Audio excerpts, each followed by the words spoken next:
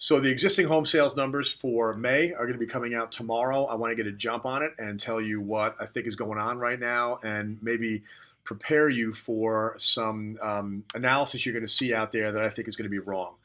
I want to jump back to April's numbers and just show you a couple of key charts. I really appreciate that the National Association of Realtors is now putting out charts with the data so you can see things in context. This right now is showing the total existing home sales and the reporting. This is going back to 2014, and the reporting when the numbers were down year over year back in April was, oh my God, what's happening? The housing market is down, right? Everybody wants to jump to plummet whenever they get a chance to do that. Clearly, you can see a trend line here, and you can see that there's been a little bit of volatility over the last couple of years in terms of home sales numbers, not to be confused with prices. And it's splitting the difference, okay? So I expect it to go down a little bit tomorrow when they announce it or go up a little bit, whatever. It's staying on this trend line. The trend line is clearly upward, but gradual. Upward and gradual is the way the housing market wants to be, all right? When we saw volatility back 10 years ago, the housing market woke up like an angry bear and mauled everybody. This is allowing it to lumber along at a reasonable rate of increased home sales, making its way back to the 5.5 million level, which is kind of where we are now, which is healthy. So now going to home prices, median price of existing home sales, again, going back to 2014. You go to ownamerica.com, you see it's going back to 1999. We go back 20 years, and you can see the boom and the bust and the recovery. But this tells a story of what? It tells a story of steady, responsible, gradual incline in prices. There's no bubble evident on this chart. This bump in home prices in the beginning of this year is nothing more than seasonality.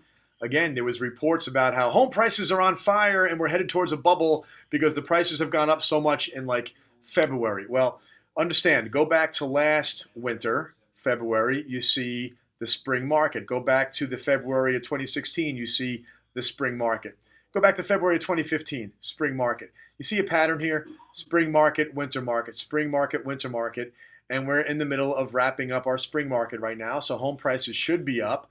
They're usually up.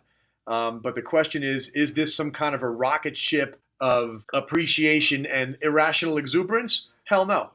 No question about it. So what we expect to see tomorrow is something gradual on both home sales and median home prices that stays consistent with this long-term gradual trajectory. It's a very healthy real estate market. And so look for people that are going to tell you that affordability is the only thing to be focused on right now because affordability is low, bad equals news.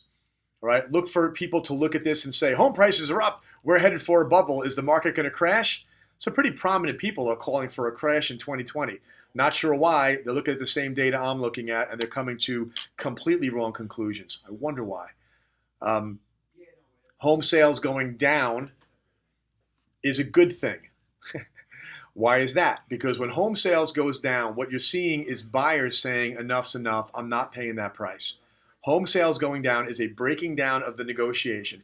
It also has to do with the fact that there's not a lot of inventory out there, but the inventory is being taken off the shelves by a pretty robust real estate market. But when you see home sales going down at the same time as home prices going up, what that means is sellers are trying to push their prices and buyers are saying, no, be reasonable.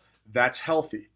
That's the interplay between two interested parties happening 5 or 6 million times a year across the country, giving you basically equilibrium and balance in the market. Okay? So there's only reasons to be optimistic about housing, not cautiously, but not ragingly either. All right? Just optimistic. The market's performing the way it wants to perform. Thanks for watching.